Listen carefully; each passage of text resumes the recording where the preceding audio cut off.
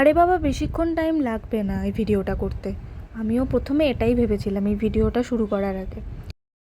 Normally যখন আমরা dressing table পরিষ্কার করি তখন তো আর এই ভিডিও করার ব্যাপারটা মাথায় থাকে না, তাই জন্য তখন কম টাইম লাগে, মোটামুটি 1 ঘন্টার মধ্যে হয়ে যায়।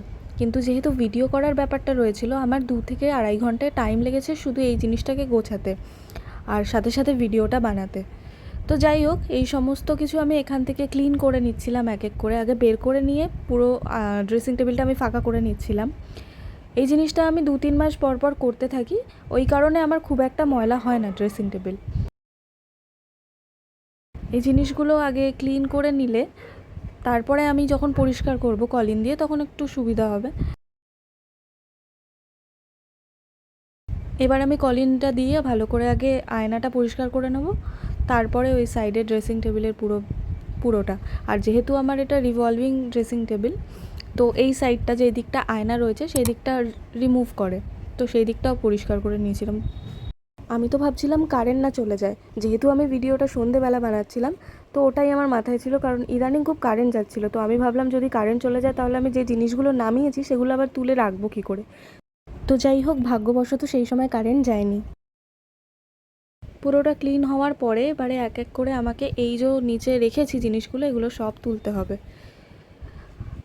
এবার এক এক করে রাখছিলাম, এমনভাবে রাখছিলাম যাতে পরে খুঁজে পাই, মানে এমন না হয় যে যেটা দরকার সেটা হাতের সামনে নেই।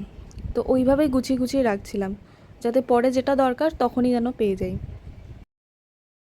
এটা ছাড়াও পাশে একটা স্টোরেজ রয়েছে, যেটা আমি সেদিনকে আর করিনি ক্লিন, সেটা আমি আবার পরে কোনো দিন করবো, সেদিন আমি আবার ভিডিও দেবো এখানে। যেহেতু এটা করতেই আমার অনেকটা টাইম চলে গেছিলো, তো ওই দিকটা আর করা হয়নি। তো যাই হোক, এগুলো এক একটা করে আমি গুছিয়ে গুছিয়ে রাখছিলাম প্রত্যেকটা আলাদা সেকশনে।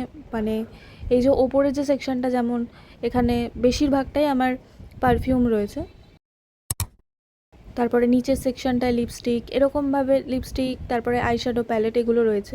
আবার এই দিকটা আমি ফেস ওয়াশ, স্ক্রাব এগুলো সব রাখছিলাম, ক্লিপস যা যা আছে। মা মাঝখানে বলছিল আমাকে হেল্প করে দেবে, আমি বললাম না না, আমি একাই করে নিতে পারবো আজকে। তো এটা মোটামুটি কমপ্লিট সাজানো। এখানে ইয়াররিংস রেখেছি কিছুটা আমার, আর ক্লিপস আছে যেগুলো আমি রেগুলার ইউজ করি। তো আমার তো ভিডিওটা করা কমপ্লিট, আপনাদের কেমন লাগলো অবশ্যই জানাবেন, আর চ্যানেলটা অবশ্যই সাবস্ক্রাইব করে নেবেন, আর লাইক, শেয়ার আর কমেন্ট করতে ভুলবেন না।